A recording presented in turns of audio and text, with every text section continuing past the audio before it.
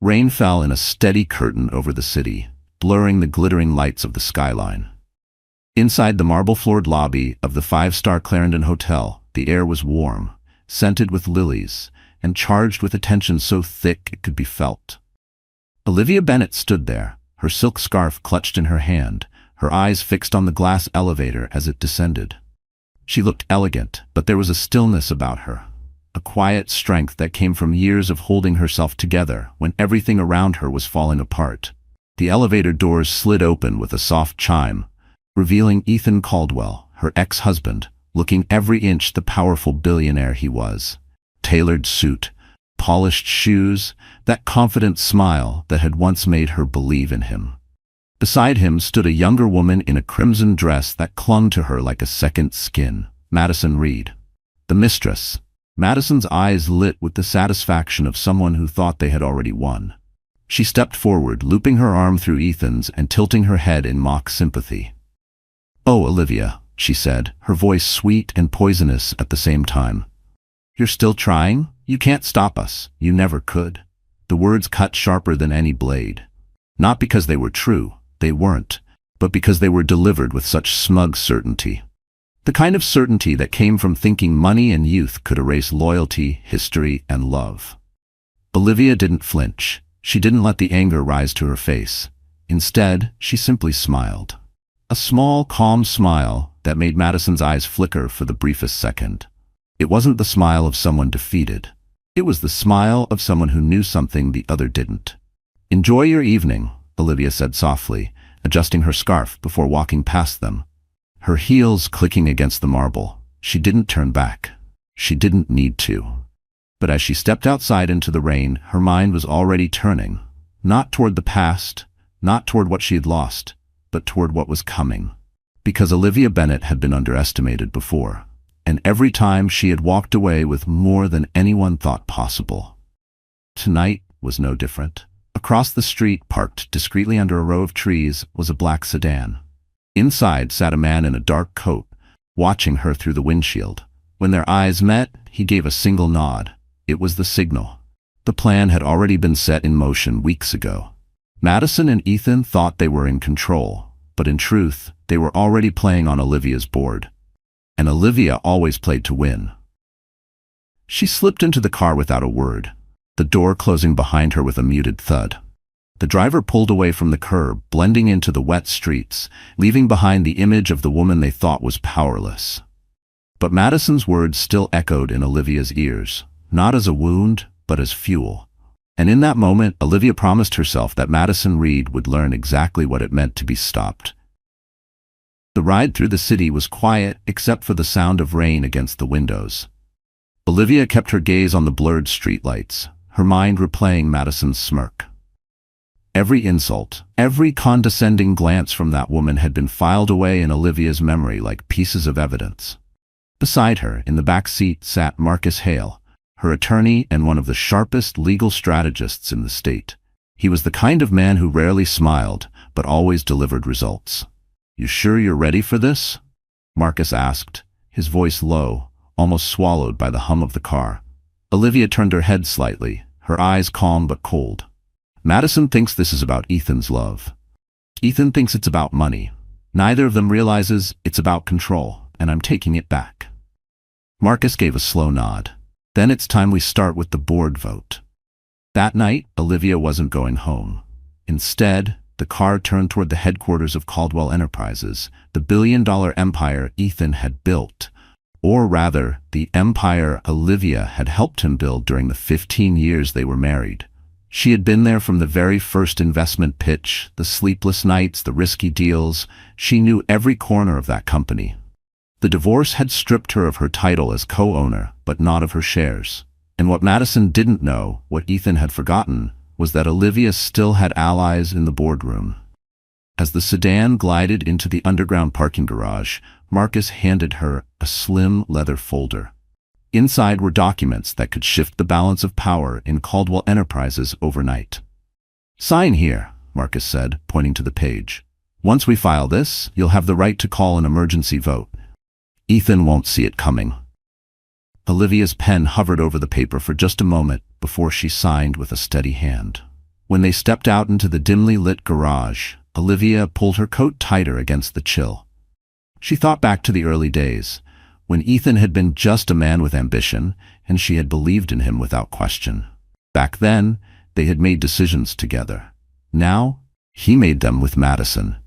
But that was about to change. Marcus checked his watch. "We have 48 hours before the vote. In the meantime, you'll need to keep your composure. Madison will try to provoke you." Olivia's lips curved into the same calm smile she'd given Madison earlier. "Let her try. Every word she speaks in public will only work in my favor." They rode the elevator up to the quiet, empty executive floor. The city stretched out beyond the glass walls, the rain now a soft mist. Olivia placed her hand against the cool glass, looking out at the skyline. Somewhere out there, Ethan and Madison were laughing over expensive wine, certain of their power. They had no idea that the clock had already started ticking. Somewhere deep inside her, the part of Olivia that had been wounded and humiliated began to fade. In its place was something sharper, stronger. And as she stood in that empty office, she made one final silent vow. When the moment came, neither Ethan nor Madison would see it coming, until it was far too late. Olivia Bennett was not born into wealth. She grew up in a modest two-bedroom house in the suburbs, where the sound of the washing machine doubled as background music to her childhood. Her father was a mechanic, her mother a school secretary.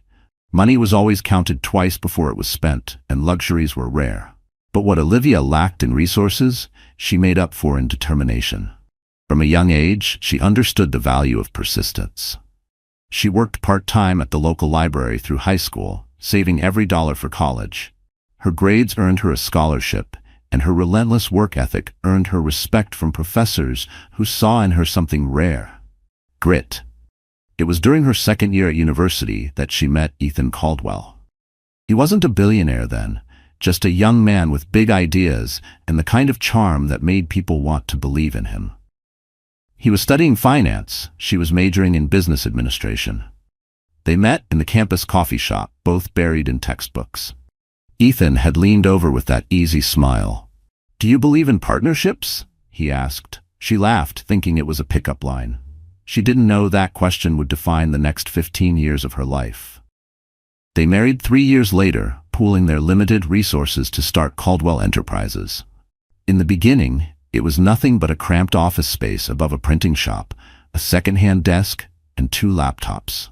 They worked long nights, sometimes sleeping on the office couch. She handled contracts, negotiations, and finances, while Ethan worked the investor circuits, convincing people to fund their vision.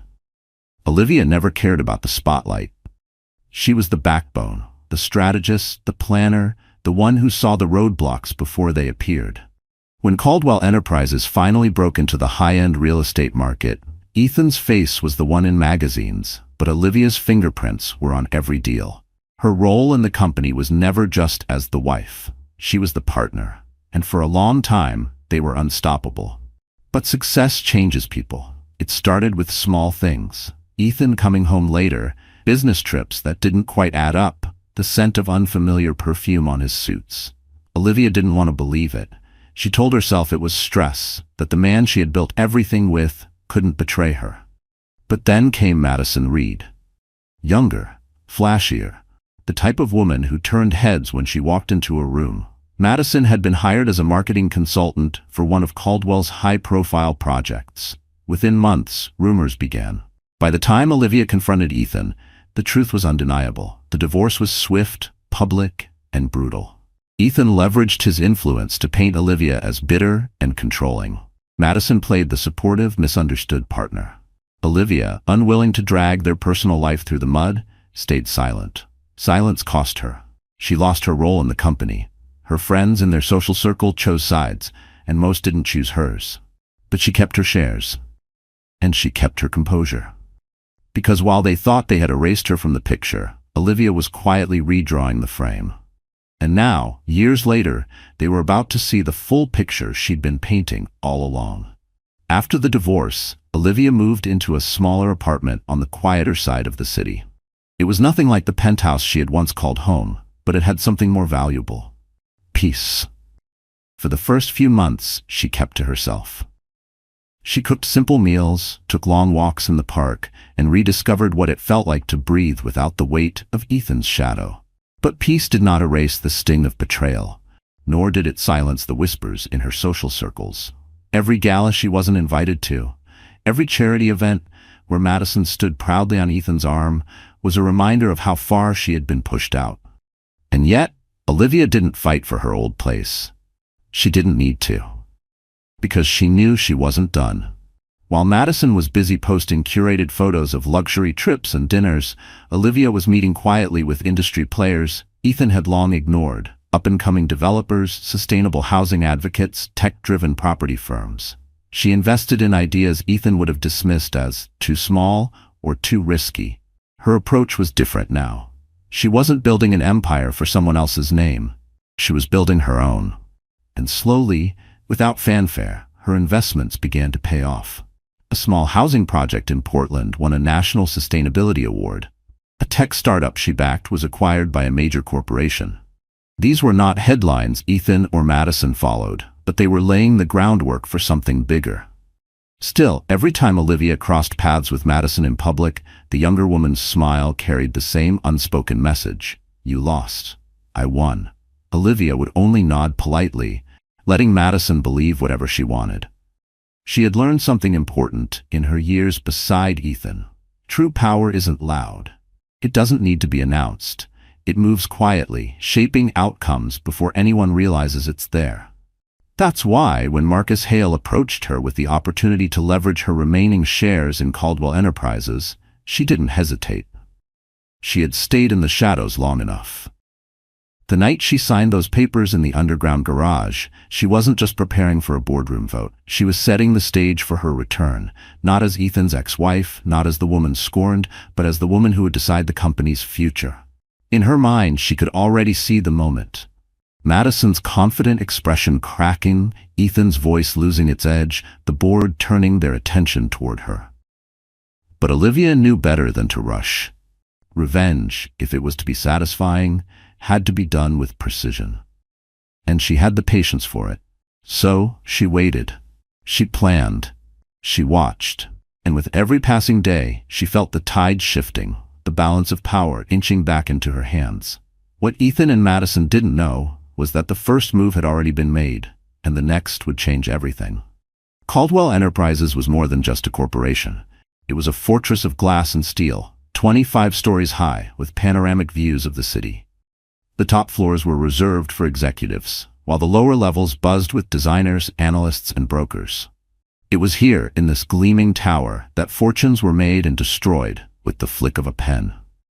Ethan Caldwell ruled this empire with the confidence of a man who believed he was untouchable.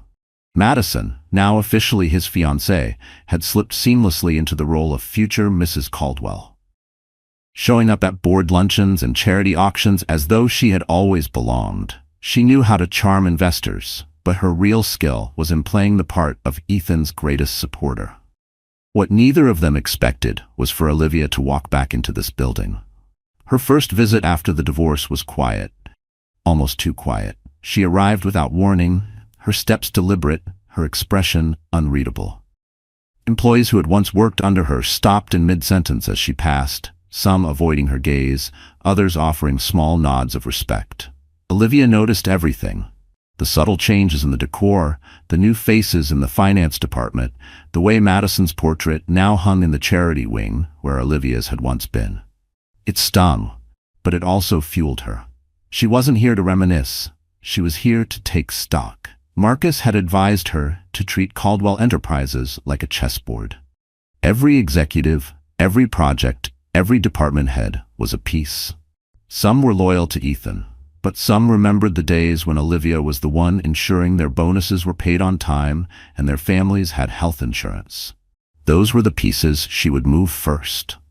That afternoon, she scheduled private lunches with two senior executives who had been quietly sidelined since Madison's arrival. Both men had worked with Olivia for over a decade. Both had been overlooked for promotions Ethan had handed to Madison's friends. Over coffee, Olivia didn't speak of revenge. She spoke of stability, growth, and restoring the company's integrity. By the time the check arrived, she had their quiet agreement. Meanwhile, Madison was busy preparing for the company's annual investor gala, a black tie event held in the grand ballroom of the Clarendon Hotel. It was the perfect opportunity for Ethan and Madison to flaunt their dominance. Madison planned every detail down to the champagne labels, certain the evening would be a triumph. Olivia had other plans for that night. From her vantage point, the gala wasn't just a party, it was a stage, and stages were for performances. She intended to give them one they would never forget. But first, she needed to ensure that when the curtain rose, the audience was already on her side. And that meant turning the quiet murmurs in the boardroom into a chorus loud enough to shake Ethan's throne. The days leading up to the gala were a masterclass in subtle maneuvering. Olivia didn't make grand entrances or bold declarations. She moved like water, quiet, steady, shaping the landscape without force. Her first step was to reconnect with the department heads who had seen her as more than Ethan's wife. These were people who remembered the early years, when she stayed in the office until midnight, ordering pizza for the whole team, making sure deadlines were met without burning people out. They still respected her, and more importantly, they still trusted her. At a discreet cafe tucked into a side street, she met with Helena Ward, the company's head of legal affairs. Helena had been the one to draft most of Caldwell's major contracts, back when Olivia still had an office on the 18th floor. She also happened to dislike Madison with a quiet but unmistakable intensity. "I heard you've been active lately," Helena said, her tone more curious than cautious. Olivia smiled faintly. "Let's just say I've been reminded of what's mine and what's worth protecting." Helena leaned in. "You know the board respects you, some of them even miss you, but they won't act unless they believe you have the leverage to make changes." Olivia slid a slim folder across the table. "Then, let's give them proof." Inside were financial inconsistencies, small, easy-to-overlook transactions from one of Caldwell's overseas projects. To the untrained eye, they were meaningless. To Helena, they were red flags that could trigger a full internal review. And internal reviews had a way of shaking confidence in leadership. By the end of their coffee, Helena had agreed to be ready when the moment came. Meanwhile, Madison remained blissfully unaware. She was too busy selecting her gown for the gala and arranging a photo spread with a lifestyle magazine. She believed Olivia had faded into irrelevance, and Ethan encouraged that belief. It was exactly what Olivia wanted. 2 days before the gala, Marcus called. "I've secured enough preliminary support for the vote," he said. "But you'll need to show strength in public, not hostility. Strength. The gala will be your first move." Olivia stood at her apartment window, looking out over the city lights. "They think this is their celebration. I'll make sure it's their warning." The morning of the event, she had a package delivered to the hotel ballroom, a donation check in Caldwell Enterprises' name to a children's housing charity. It wasn't unusual for the company to make such donations, but this one came with a stipulation. It would be presented that night, and Olivia Bennett would be the one to hand it over. By the time Ethan received the paperwork, it was too late to change the program without causing a scene. Madison was livid, but Ethan brushed it off. "Let her have her little moment," he said. "It'll make us look gracious." Olivia knew better. When she stepped onto that stage in front of investors, board members, and the press, it wouldn't just be a photo op. It would be the opening move of the game they didn't even know they were playing. The Clarendon Hotel ballroom glittered under crystal chandeliers, the air filled with the murmur of expensive conversations and the clink of champagne flutes. Gold-trimmed invitations had ensured the guest list was an exclusive mix of investors, board members, and media representatives. Every detail, from the floral arrangements to the live string quartet, had Madison's signature touch. She stood near the stage, radiant in a gold gown, greeting guests with the polished smile of a woman who believed she owned the room. Ethan moved through the crowd beside her, shaking hands, accepting compliments, radiating the kind of confidence only billionaires seemed to possess. Olivia arrived without fanfare. No flashing cameras, no dramatic entrance. Just the quiet grace of a woman who knew she didn't need spectacle to command attention. She wore a deep navy evening gown, simple yet impeccably tailored, her hair swept back to reveal diamond studs Ethan had given her years ago.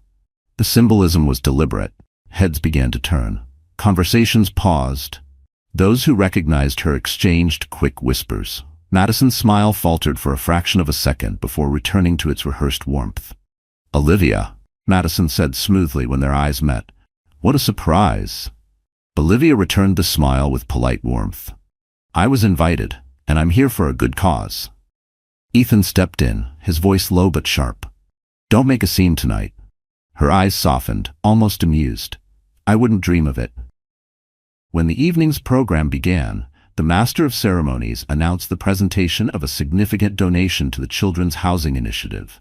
"This year's donation comes from Caldwell Enterprises," he said, "and will be presented by a very special guest, Olivia Bennett." The crowd murmured, the surprise palpable. Madison's expression froze, but she quickly composed herself as Olivia walked onto the stage with calm confidence. The check was enormous, both in size and amount. Olivia accepted the microphone, her voice steady, carrying easily through the hall. "Tonight is about building futures," she began. "It's about creating stability for those who need it most. Caldwell Enterprises was built on the belief that we can shape not only skylines but lives." She paused, letting her gaze sweep the room. "I was proud to be part of that vision from the very beginning, and I remain committed to ensuring it continues, not just in profit, but in purpose." There was a subtle emphasis on the last word, enough to make more than a few board members glance at Ethan. Olivia handed the check to the charity representative, smiling for the cameras. The applause was genuine, if tinged with curiosity. As she stepped off the stage, she passed Madison, leaning in just enough for only her to hear. "This is just the beginning." Madison's fingers tightened on her champagne flute, and in that moment, she realized Olivia wasn't here to reclaim her place. She was here to take the whole game. The rest of the gala unfolded like a perfectly choreographed play, at least for Olivia. She moved through the crowd with effortless composure, speaking briefly with key investors, many of whom hadn't seen her in years. She didn't talk about the past. Instead, she asked thoughtful questions about their current projects, subtly aligning herself with their interests. It was a reminder of how sharp she had always been, and how different her approach was from Madison's showy charm. Across the room, Madison kept glancing toward her, the unease growing behind her smile. She had spent years positioning herself as Ethan's right hand, the woman everyone should turn to. But now, in just one night, Olivia had drawn the room's attention without lifting her voice or raising her hand. Ethan, sensing the shift in the atmosphere, pulled Olivia aside near the edge of the ballroom. "What are you trying to do here?" he asked, his voice low and tight. "Support a good cause," Olivia replied, her tone calm, but her eyes carried an edge he couldn't ignore. "Isn't that what Caldwell Enterprises stands for?" "This isn't your stage anymore," Ethan said, his jaw tightening. Olivia tilted her head slightly. "Then why do I seem to be the one they're listening to?" Before he could respond, Marcus Hale appeared at her side, holding a champagne glass. His presence was deliberate, a silent signal to Ethan that Olivia wasn't operating alone. Marcus exchanged a polite greeting with Ethan, then turned to Olivia. "The board members you wanted to speak with are in the side lounge." Olivia nodded and excused herself, leaving Ethan standing in the soft glow of the chandeliers, frustration flickering in his eyes. In the lounge, the atmosphere was quieter, more intimate. 5 board members sat around a low table, drinks in hand. They welcomed Olivia with polite smiles that turned warmer as she joined their conversation. She didn't waste time on small talk. "I know you've all noticed certain changes in the company's direction," she began. "The focus has shifted. Projects are being prioritized for show rather than sustainability. And while that may bring short-term applause, it risks long-term stability." Her words struck a chord. Heads nodded subtly. "I believe Caldwell Enterprises can have both, profit and purpose," she continued. "But that requires leadership that understands the balance." She didn't say Ethan's name. She didn't have to. By the time she left the lounge, she had secured verbal support from 3 members and interest from the other 2. Marcus caught her eye as she returned to the ballroom and gave a barely noticeable nod. Confirmation that the night had been a success. Madison, watching from across the room, could feel the shift in the air, even if she didn't understand the specifics. When the gala finally ended, Olivia walked out into the cool night, as the sound of laughter and clinking glasses fading behind her. The city lights stretched before her, and she felt the weight of the moment settle into place. The first move had been made in full view of everyone, and the next would force Ethan and Madison into a corner they couldn't escape. The morning after the gala, Olivia woke to the sound of her phone buzzing relentlessly on the nightstand. At first, she assumed it was Marcus with an update. But when she saw the number of missed calls and text messages, her chest tightened. Headlines flooded her newsfeed. Ex-wife crashes Caldwell Gala, stirs boardroom drama. Olivia Bennet's surprise speech raises questions about motives. The photos were worse. Carefully selected shots where Olivia's expression looked calculating, paired with captions implying she had shown up uninvited and disruptive. The narrative was clear. She was being painted as the bitter ex-wife trying to claw her way back into relevance. Olivia's stomach knotted. This was Ethan's doing. His PR team worked fast, and they knew exactly how to twist an image. Madison's fingerprints were probably on it too, ensuring the coverage struck at Olivia's credibility. Marcus called. "They're trying to control the story," he said bluntly. "It's not illegal, but it's strategic. If the board believes you're creating instability, it could weaken our position before the vote." "I should have expected this," Olivia murmured, staring out the window at the gray morning sky. "Ethan doesn't like to be challenged." Her phone buzzed again, this time with an email from the charity she had supported the night before. The director apologized for the confusion surrounding her presentation, explaining that Caldwell Enterprises had clarified the event's original plan. The subtext was obvious. They were distancing themselves from her to avoid friction with Ethan. It stung more than she expected. By midday, Olivia's name was trending on social media, with comments ranging from sympathetic to scathing. Friends who had stayed quiet during her divorce now avoided her messages entirely. That afternoon, Marcus met her at her apartment, his expression grim. "They're not just attacking your image. They've pushed forward an internal audit request claiming your presence at the gala violated the non-compete clause from your divorce settlement." Olivia blinked.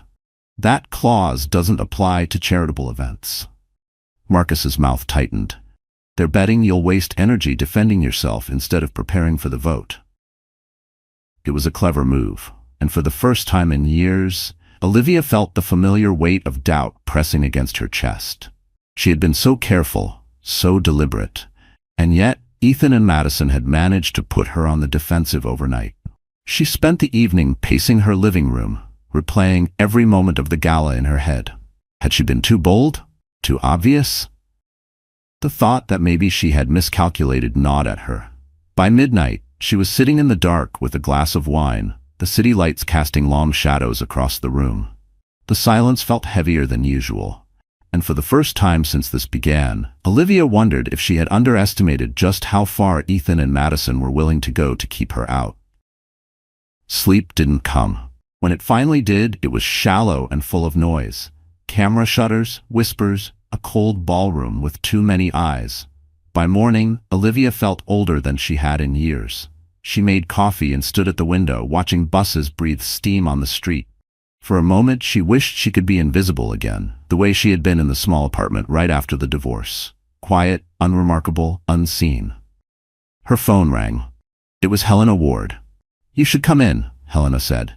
"There's movement." Olivia arrived at Helena's office with a scarf tied tight at her neck, like armor. Helena shut the door and slid a document across the desk. "Madison filed a formal complaint with the Compliance Committee at dawn. She claims you attempted to influence the board with a charitable act arranged without proper approval." Olivia kept her face still. The donation was routine. The program's team signed off. "True," Helena said, "but they're framing it as a misuse of branding to sway votes. It's flimsy, but it gives them an excuse to drag you through a review." Olivia sat back, feeling the tiredness sink into her bones. "They want me to show up defensive. They want me to look like trouble." Helena's gaze softened. "You're not trouble. You're memory, and memory scares people who want to rewrite the past." The words landed like a hand on her shoulder. Olivia nodded once. "What about the overseas irregularities?" "I'm ready," Helena said. "But if we go now, Ethan will call it retaliation. We need something cleaner." Back at her apartment, Olivia found a small envelope slipped under her door. Inside was a handwritten note. You have more friends than you think. Check the end of quarter vendor list, Horizon Logistics. No signature. No return address. Olivia frowned. Horizon Logistics was a minor partner on a Caldwell project. She opened her laptop, pulled up old files, and traced 2 payments that split into 3 shells before landing in a boutique account linked to a social media agency, Madison's agency. Her heart didn't race. It settled. This was familiar ground. Numbers, patterns, intent. She saved everything and sent the file to Helena with a short line. Confirm and timestamp. Quietly. The rest of the day pressed in. Reporters called. Old acquaintances texted to check on her with messages that sounded like fishing lines. By late afternoon, she took a walk to clear her head. On the corner market stoop, she ran into Mrs. Alvarez, the widow from her building who kept tomato plants and chipped paint cans. "Mihija," Mrs. Alvarez said, patting Olivia's hand. "People talk big when they're afraid. I know you. You don't push. You stand. That's stronger." Olivia felt something unclench. "Thank you." When she returned upstairs, Marcus was waiting at her door, tie loosened, eyes tight. "They moved faster than I thought." "How bad?" "Ethan's lawyers filed for a temporary injunction to suspend your voting rights until the questions are resolved. They're trying to freeze you out before the board meets." Olivia exhaled. "They want me sidelined and embarrassed." "They want you gone," Marcus said. "But listen, this judge is fair. We have standing. Helena's review will help, but we need something that shows intent, not just sloppiness." Olivia opened her laptop and turned the screen toward him. Horizon Logistics. Follow the trail to the social media agency, then to the boutique account. She tapped the mouse. It lands where Madison stands. Marcus's face changed. If this holds, it's not just leverage. It's leadership risk. And leadership risk, Olivia said, is a board's language. He nodded. "I'll file a notice of opposition tonight. Hearing is set for 8 a.m. tomorrow." The apartment went quiet. Outside, sirens faded. Inside, 2 cups of coffee cooled on the counter. Olivia sat at the table and folded her hands. She felt the fear. She let it be there. Then she put it to work. "I won't fight them with anger," she said. "I'll fight them with the truth." Marcus stood. "Try to sleep. I'll text at first light." He left. The lock clicked. Olivia looked at the envelope again, the neat handwriting, the unsteady letters. "More friends than you think." She closed her eyes, and for the first time all day, a memory rose. The early mornings when she and Ethan shared one cheap desk and believed in something simple: build well, do right. She had kept her half of that promise. A knock sounded at the door. Not Marcus, not a neighbor. 3 firm raps, official and dry. Olivia opened it to a young clerk holding a brown envelope. "Miss Bennett?" he asked. "Yes." He handed it over. "Notice of emergency hearing. 8 a.m. Judge Patel." Olivia thanked him, closed the door, and pressed the envelope flat on the table. She smoothed the paper with both hands, steady and slow. Tomorrow would decide whether she walked into that boardroom with a voice or watched them lock the doors without her. The courthouse was a tall, square building with no glamour, no chandeliers, just cold stone, fluorescent lights, and the faint smell of paper and ink. Olivia arrived early, wearing a charcoal gray suit and carrying only a slim folder. Marcus was already there, pacing in the hallway, outside Judge Patel's chambers. "Helena confirmed everything," he said in a low voice. "The Horizon Logistics trail is solid. Funds moved through Madison's agency in a way that violates corporate governance. It's not just sloppy, it's deliberate." Olivia's expression didn't change. "Will it be enough to stop the injunction?" "More than enough," Marcus said. "If the judge sees this, she won't just throw out their motion. She may order an inquiry into Ethan's leadership." The hearing started promptly at 8. Ethan sat across the aisle with his legal team, perfectly groomed in a navy suit. Madison was beside him, dressed in muted gray as if to project seriousness. She didn't look at Olivia, but Olivia could feel the tension radiating from her. Judge Patel wasted no time. "We are here regarding Caldwell Enterprises' request for a temporary injunction against Ms. Bennett's voting rights. Counsel, proceed." Ethan's attorney launched into a well-rehearsed argument about protecting company stability and avoiding conflicts of interest. He painted Olivia as a disruptive force, framing the gala incident as a calculated move to sway board sentiment. Marcus rose slowly. "Your Honor, The petitioner claims my client poses a risk to the company's stability. What they have failed to disclose is that the company's current leadership has been engaging in transactions that not only lack transparency, but directly benefit a personal associate. He opened the folder and handed a set of documents to the clerk. We have traced payments from Caldwell Enterprises through Horizon Logistics to an unlisted account tied to Ms. Madison Reed's marketing firm.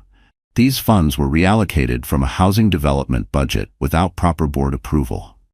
A murmur rippled through the courtroom. Madison's face stiffened. Ethan shifted in his seat, his jaw tightening. Judge Patel flipped through the papers, her expression unreadable. Miss Reed, do you have any professional or financial connection to this account? Madison hesitated. I manage the firm, yes, but that will be sufficient, the judge said, her tone clipped. Ethan's attorney tried to redirect the focus, but the judge raised a hand. The court cannot in good conscience restrict Miss Bennett's rights under these circumstances. The motion for injunction is denied. Furthermore, I am ordering a preliminary review into the transactions presented here. Olivia didn't smile. She didn't gloat. She simply nodded as if acknowledging a piece of a much larger plan falling into place. When the hearing adjourned, Ethan caught up to her in the hallway. You're playing dirty, he said, his voice low. Olivia met his gaze. No, Ethan, I'm playing fair. It's just that you forgot what that looks like. She walked away, leaving him standing in the sterile hallway, the echo of her heels punctuating the silence. And for the first time, Ethan realized this wasn't a skirmish. This was a war he might actually lose. Outside the courthouse, cameras waited for a statement. Olivia gave none. She walked past the microphones and down the steps with Marcus at her side, the cool morning air clearing the last traces of fear from her chest. In the car, Marcus exhaled. We bought time, now we turn it into position. Helena will start the review? Olivia asked. She already has, he said, holding up his phone. And there's more. An internal auditor just reached out through counsel, willing to cooperate under whistleblower protection, name's Daniel Cho. Olivia nodded. Get him to Helena. Keep it quiet. They drove to a small conference room Marcus kept for sensitive meetings. No windows, no receptionist, nothing to overhear. Helena arrived with a folder thick enough to matter. She set it on the table and spoke without preface. The Horizon Trail proves a governance breach, Helena said. But Daniel's files suggest something bigger. Timing irregularities around two announcements, last quarter's profit guidance, and the ribbon cutting for the Harborview Tower. Olivia leaned forward. Window dressing?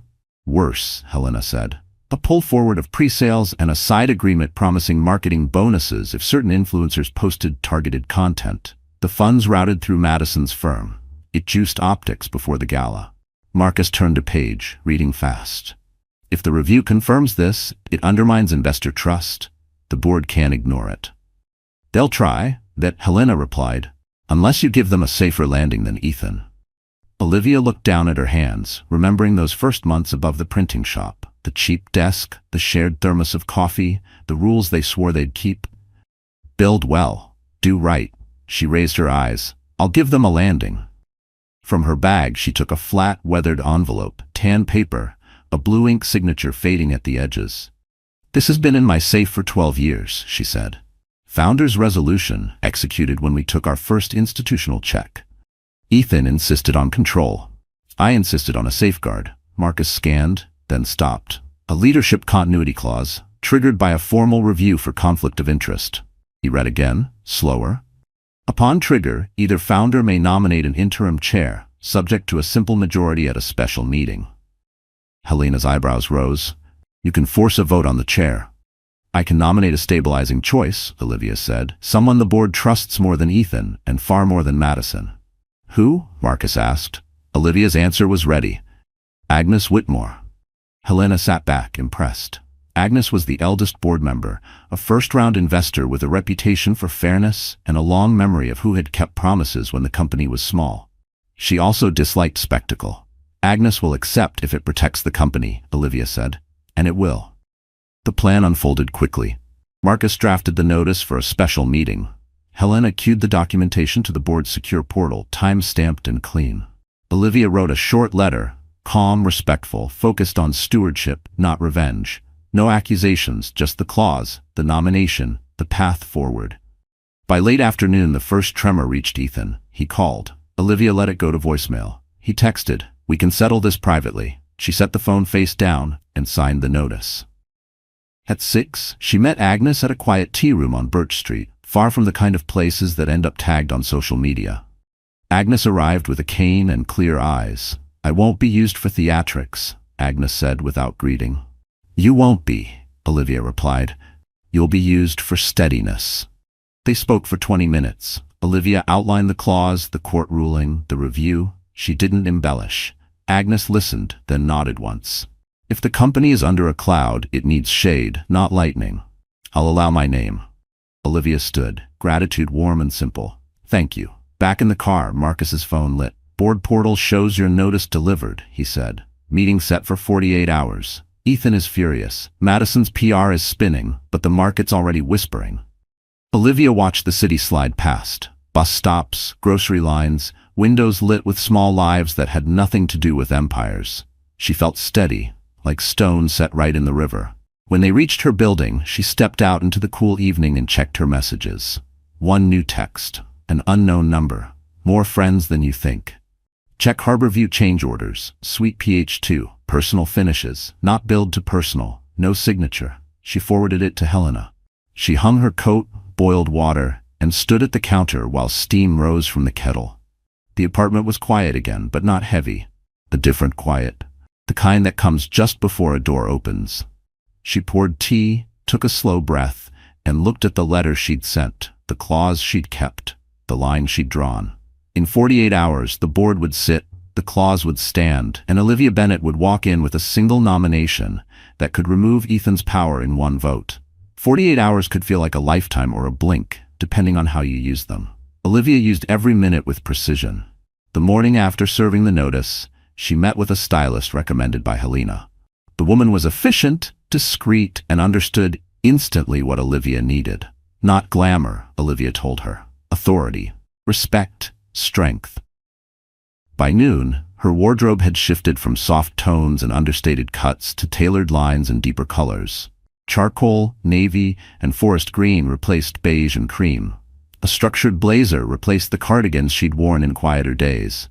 "You want them to remember you not as Ethan's wife," the stylist said, adjusting a lapel, "but as Olivia Bennett, co-founder." Next came the media. Marcus had been cautious, advising her to stay quiet, but Olivia knew silence could sometimes be mistaken for weakness. She arranged one interview, not with a flashy outlet, but with a respected financial journal, whose readership included many Caldwell investors. The piece focused on corporate governance, the responsibility of leadership, and the importance of protecting shareholder value. She never mentioned Ethan or Madison by name. The result was subtle but powerful. It reframed her as a steward of the company's future, rather than a disruptor of its present. Meanwhile, Helena and Daniel Cho worked through the Harborview change orders. The findings were worse than expected. Custom finishes for a penthouse unit, billed through project funds, with no personal payment logged. The unit in question? Reserved for special promotional purposes and currently under Madison's name. "Do we use it before or after the vote?" Marcus asked. "After," Olivia said without hesitation. "We win the chair first, then the review does the rest." The night before the meeting, Olivia sat at her desk, reviewing her remarks. She didn't need to persuade everyone, just enough to secure a simple majority. Her approach would be calm, factual, and forward-looking. The personal history would stay buried. She thought about her father's hands, stained with oil from the garage, and her mother counting coins at the kitchen table. They'd taught her that dignity wasn't loud. It was in showing up, in doing the work, in keeping your word even when no one's watching. Tomorrow, she would show up. The morning of the vote, the Caldwell boardroom was already humming when Olivia arrived.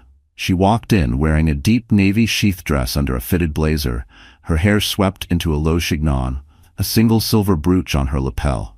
Conversations dipped for just a second before resuming. Ethan was at the far end of the table, Madison beside him in a sharp white suit. Madison's eyes flicked over Olivia's appearance, and for the first time, there was no smirk, only calculation. Marcus slid into the seat next to Olivia, his briefcase clicking shut. "Everything's in motion," he murmured. Olivia set her notes on the table, her gaze steady. Good. Let's begin. And as the meeting was called to order, the air in the room shifted, quietly, almost imperceptibly, but enough that everyone knew the balance of power was no longer the same. 2 days after the vote, Caldwell Enterprises held its quarterly results briefing, a high-profile event live-streamed to investors and covered by the financial press. For the first time in years, Olivia walked into the press conference not as a guest, not as a shareholder in the back row, but as a voice the board had chosen to listen to. Agnes Whitmore presided over the meeting with her usual steady demeanor, but Olivia could feel the tension humming beneath the polished surface. Ethan sat 2 seats away from Agnes, still CEO but visibly diminished. Madison, as always, was at his side, flipping through her tablet and avoiding Olivia's gaze. The financial presentation began smoothly: charts, earnings summaries, market forecasts. But when the floor opened for questions, Olivia stood. "Madam Chair," she said, her voice carrying in the hushed room, "before we move to forward-looking statements, I believe it is in the company's interest to address certain matters that have recently come to light." Agnes gave a slight nod. "You have the floor." Olivia turned toward the projection screen. Marcus, seated near the tech operator, signaled for the first slide. Up came a clean, simple chart showing the Horizon Logistics payment trail. The lines traced from Caldwell's development budget to Horizon, then through a series of shells, and finally to a boutique account linked to Madison Reed's marketing firm. This transaction, Olivia said evenly, occurred without documented board approval. It represents a diversion of funds from the Harborview Tower project's housing budget. The next slide appeared, a photo of the Harborview penthouse interior, opulent and personalized, followed by the change orders showing special promotional finishes. Suite PH2, Olivia continued, was officially designated for promotional purposes. However, no marketing campaign featuring the unit was launched. The finishes were not billed to a personal account. The unit is currently under reservation in the name of Madison Reed. A low murmur moved through the room. Madison's face flushed, but she forced her chin higher. Ethan leaned toward his microphone. "This is a gross misrepresentation." Olivia's gaze cut to him. "The documentation is available for review in the board's secure portal. Time-stamped, signed, and verified by our own legal department." Agnes raised a hand to still the noise. "These are serious claims. The board will treat them accordingly." But Olivia wasn't finished. She clicked to the final slide. A simple screenshot of a message chain between Madison's agency and Caldwell's marketing division discussing pre-launch influencer bonuses tied directly to last quarter's inflated sales numbers. "The integrity of this company," Olivia said, her voice steady, "depends on accountability. The shareholders deserve transparency. The employees deserve leadership that serves their interests, not personal luxuries." When she sat down, the room was silent except for the sound of reporters typing furiously. Agnes cleared her throat. "This meeting will recess for a closed board session, members only." As they filed out, Madison brushed past Olivia, her whisper sharp enough to cut. "You think you've won?" Olivia didn't look at her. "This isn't winning, Madison. This is telling the truth." And in that moment, Madison's eyes showed something Olivia had never seen before: real fear. 2 days after the vote, Caldwell Enterprises held its quarterly results briefing, a high-profile event live-streamed to investors and covered by the financial press. For the first time in years, Olivia walked into the press conference not as a guest, not as a shareholder in the back row, but as a voice the board had chosen to listen to. Agnes Whitmore presided over the meeting with her usual steady demeanor, but Olivia could feel the tension humming beneath the polished surface. Ethan sat 2 seats away from Agnes, still CEO but visibly diminished. Madison, as always, was at his side, flipping through her tablet and avoiding Olivia's gaze. The financial presentation began smoothly: charts, earnings summaries, market forecasts. But when the floor opened for questions, Olivia stood. "Madam Chair," she said, her voice carrying in the hushed room, "before we move to forward-looking statements, I believe it is in the company's interest to address certain matters that have recently come to light." Agnes gave a slight nod. "You have the floor." Olivia turned toward the projection screen. Marcus, seated near the tech operator, signaled for the first slide. Up came a clean, simple chart showing the Horizon Logistics payment trail. The lines traced from Caldwell's development budget to Horizon, then through a series of shells, and finally to a boutique account linked to Madison Reed's marketing firm. This transaction, Olivia said evenly, occurred without documented board approval. It represents a diversion of funds from the Harborview Tower project's housing budget. The next slide appeared, a photo of the Harborview penthouse interior, opulent and personalized, followed by the change orders showing special promotional finishes. Suite PH2, Olivia continued, was officially designated for promotional purposes. However, no marketing campaign featuring the unit was launched. The finishes were not billed to a personal account. The unit is currently under reservation in the name of Madison Reed. A low murmur moved through the room. Madison's face flushed, but she forced her chin higher. Ethan leaned toward his microphone. "This is a gross misrepresentation." Olivia's gaze cut to him. "The documentation is available for review in the board's secure portal. Time-stamped, signed, and verified by our own legal department." Agnes raised a hand to still the noise. "These are serious claims. The board will treat them accordingly." But Olivia wasn't finished. She clicked to the final slide, a simple screenshot of a message chain between Madison's agency and Caldwell's marketing division, discussing pre-launch influencer bonuses tied directly to last quarter's inflated sales numbers. "The integrity of this company," Olivia said, her voice steady, "depends on accountability. The shareholders deserve transparency. The employees deserve leadership that serves their interests, not personal luxuries." When she sat down, the room was silent, except for the sound of reporters typing furiously. Agnes cleared her throat. "This meeting will recess for a closed board session. Members only." As they filed out, Madison brushed past Olivia, her whisper sharp enough to cut. "You think you've won?" Olivia didn't look at her. "This isn't winning, Madison. This is telling the truth." And in that moment, Madison's eyes showed something Olivia had never seen before, real fear. The closed session convened in the smaller boardroom, a room meant for confidential discussions, away from the cameras and the press. Heavy curtains muted the daylight, and the low hum of the air conditioner was the only sound as everyone took their seats. Agnes placed her hands on the table. "We will address the allegations immediately. Legal has verified the documents Ms. Bennett presented. I will now open the floor for discussion." The first to speak was Director Lang, a veteran investor with a reputation for blunt honesty. "I backed this company because I believed in its long-term vision. If these findings are accurate, they show a lapse in leadership ethics. That is unacceptable." Several heads nodded. Ethan leaned forward, his voice controlled but strained.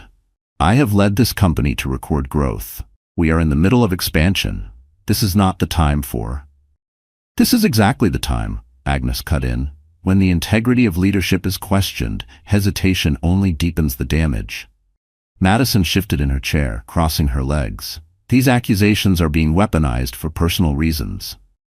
Miss Reed," Director Hale interrupted. "The documentation ties your firm directly to misallocated funds. That is not a personal issue, it's a fiduciary one." The words landed like a gavel strike. Madison's composure cracked, her voice rising. "Ethan approved everything. If there's blame—" She stopped, realizing too late what she'd admitted. The room went still. Agnes turned to the legal counsel seated near the wall. "Please note that statement for the record." From there, the tide shifted swiftly. One by one, board members voiced concerns about investor confidence, public perception, and the risk of regulatory scrutiny. Ethan's rebuttals grew shorter, his arguments thinner. Madison said nothing more. Finally, Agnes spoke. "Given the circumstances, I propose an immediate leadership review. Until its conclusion, Ethan Caldwell will step aside from day-to-day operations. An interim CEO will be appointed to ensure stability." The vote was called. Hands rose, 9 in favor, 3 against. Ethan sat back, the color draining from his face. Madison's eyes darted between him and Olivia, as though searching for some lifeline that wasn't there. When the meeting adjourned, Olivia gathered her folder without hurry. She didn't smile, she didn't gloat, but as she stepped into the hallway, she caught Marcus's nod, a quiet acknowledgement that the plan had landed exactly as intended. Outside the building, reporters swarmed, hungry for updates. Agnes gave a short statement confirming the leadership change and promising full cooperation with the review. Olivia said nothing, slipping into a waiting car. As the city passed by in the window, she thought about the years she had stayed silent, the battles she'd let slide in the name of peace. That chapter was over. Her phone buzzed, a text from the same unknown number as before. "Check tomorrow's headlines. You'll like them." Olivia looked out at the skyline, the weight in her chest replaced by something lighter, steadier. The war wasn't over, but the balance had shifted for good. And for the first time, Ethan and Madison were no longer the ones deciding what came next. Caldwell CEO steps aside amid misuse of funds probe. Marketing ties to luxury penthouse raise ethics questions. Olivia read them over coffee, the steam curling between her fingers. She hadn't spoken to the press, but the facts were doing the work for her. Madison's face was on every screen, photos from the gala, clips from past interviews, now overlaid with words like conflict of interest and questionable expenditures.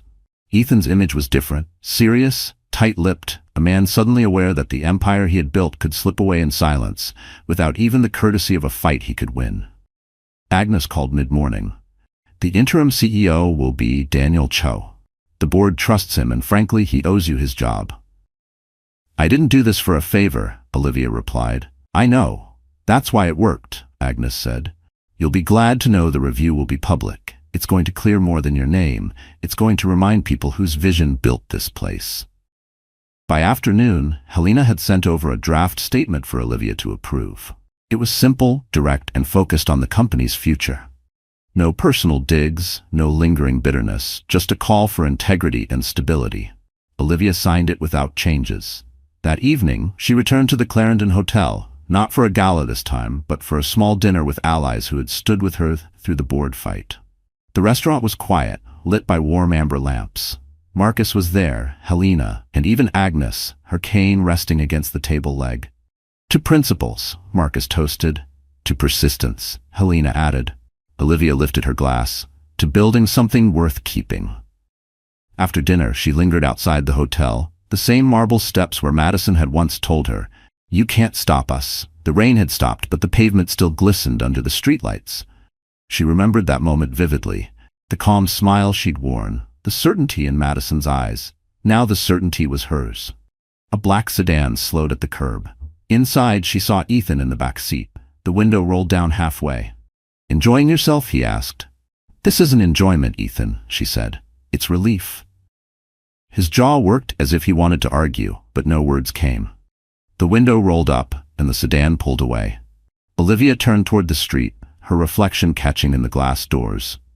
She didn't look like the woman from the early years, tired from late nights and compromises. She didn't look like the woman from the divorce, wounded and unsure. She looked like someone who had chosen her own ground and won on it. And for the first time, she realized she didn't need to prove anything to them anymore. The weeks that followed felt different, quieter, but not empty. Olivia's days were filled with purposeful meetings, not battles. She began working with Daniel Cho and Agnes on a new initiative, a transparency program that would open Caldwell Enterprises' finances to shareholders in a way few corporations dared attempt. The press, once skeptical, now painted her as a reformer, someone who had returned not for revenge, but for restoration. Even outlets that had run Ethan's spin after the gala were publishing editorials about her measured, principled leadership. One morning she visited the Harborview Tower. The penthouse suite PH2, was empty now, the custom finishes gleaming under the soft light. It no longer belonged to Madison, and it never would again. Olivia stood in the main room, looking out at the harbor, and felt no satisfaction in taking it from her. The real victory was knowing it would soon become a community space for residents, a decision Daniel had supported without hesitation. Outside the building, a few construction workers recognized her. One approached, wiping his hands on his vest. "Ma'am, I just wanted to say, a lot of us heard what you did. Not many people stand up when it costs them something." Olivia smiled. "It only costs you if you lose yourself. I decided a long time ago I wasn't going to do that." In the evenings, she returned to her apartment, a space that felt less like a retreat and more like a command post. The same quiet that had once been heavy now felt earned. She started writing again. Notes, reflections, even the beginnings of a memoir about building and protecting something worth keeping. One Friday afternoon, she received an envelope in the mail. No return address, just her name in that same steady handwriting she had seen twice before. Inside was a single sentence: "They underestimated you because you let them." She set it on her desk and left it there, a reminder not of bitterness, but of the truth. Power isn't always in what you take, it's in what you choose to keep. By the end of the quarter, Caldwell Enterprises had regained investor confidence. Ethan had resigned from the CEO role entirely, citing personal reasons. Madison had vanished from the press circuit. The company's stock was steady, the projects on track, and the culture, slowly, was shifting back toward the values Olivia had once built into it. On the last day of the quarter, she stood on the balcony of her apartment, looking out over the city as the sun dipped low. The streets below bustled with ordinary lives: children in backpacks, couples holding hands, a man carrying groceries in one arm and a bouquet in the other. This was why she had fought. Not for titles, not for headlines, but to leave something better than she had found it. She took a slow breath, letting the air fill her chest. Somewhere in the distance, church bells rang the hour. And with that, Olivia Bennett closed the chapter, not with triumph over someone else, but with the quiet victory of having kept her own name untarnished. Spring came early that year. The city shook off its winter coat, trees dusted in pale green, cafe tables spilling onto sidewalks again. Olivia walked through it all with a lighter step, as though the long, cold season that had wrapped around her life had finally broken. 3 months had passed since the leadership change at Caldwell Enterprises. Daniel Cho had proven to be the steady hand she knew he could be, guiding the company through the investigation and implementing the transparency program they had discussed. Investors responded positively, employees more so. Ethan's name still appeared occasionally in the business press, usually in connection with past leadership or former CEO. Madison's, however, had almost vanished. The penthouse that once symbolized her place in Ethan's world now symbolized the opposite, a reminder that shortcuts and vanity projects always leave a mark. Olivia didn't waste energy following their downfall. She had learned that true closure isn't watching someone else fall, it's knowing you can move forward without them in your shadow. Her own days were full, but not frantic. She spent part of her time consulting with smaller, values-driven companies, often those run by women who were fighting for space in boardrooms that looked a lot like Caldwell's had. She spoke at a few conferences, not as a scandal survivor, but as a builder, a strategist, a leader who had been underestimated and had outlasted the underestimation. One afternoon, she was invited to a business school to speak to graduating students. Standing at the podium, she looked out at rows of bright eyes, notebooks open, pens ready. She didn't talk about the gossip columns or the courtroom drama. She talked about the quiet work, the late nights above the printing shop, the promises kept when no one was watching, the slow discipline of building something real. When the lecture ended, a young woman came up to her. "Miss Bennett, how do you know when it's worth fighting for something?" Olivia thought for a moment. When you can picture yourself standing on the other side of the fight, still able to look yourself in the eye.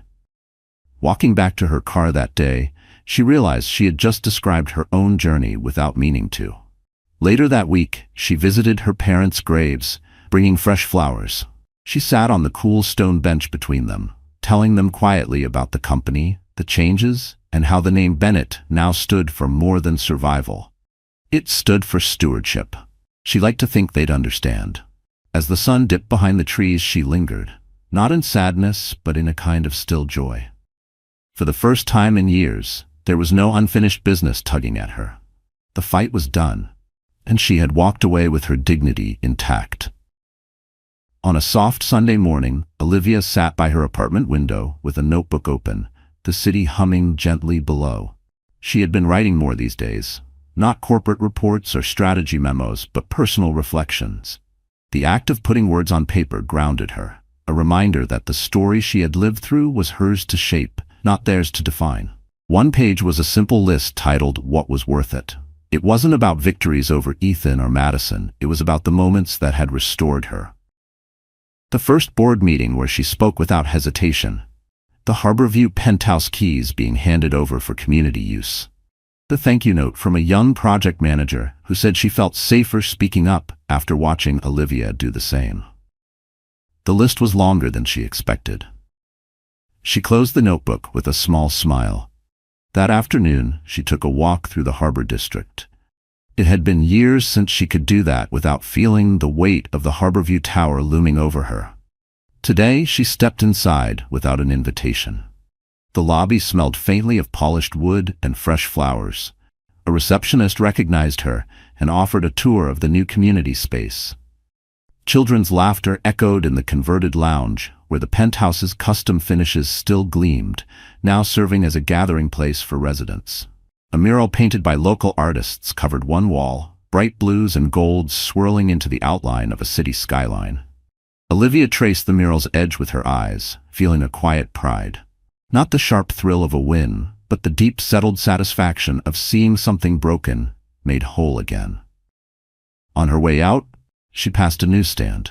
The headline on a folded business magazine caught her eye. Caldwell Enterprises, Rebuilding Trust from the Inside Out.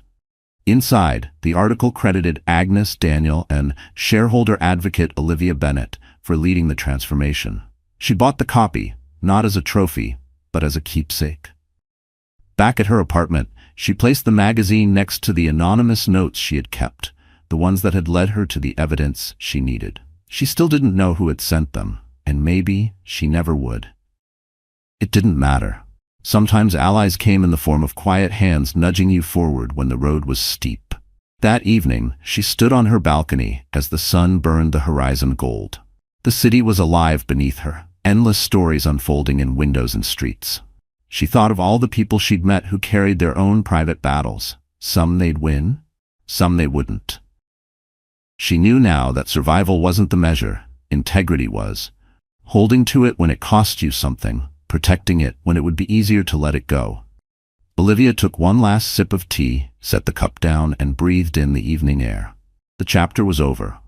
And in the space it left behind, she felt something rare and weightless, the freedom to begin again, on her own terms.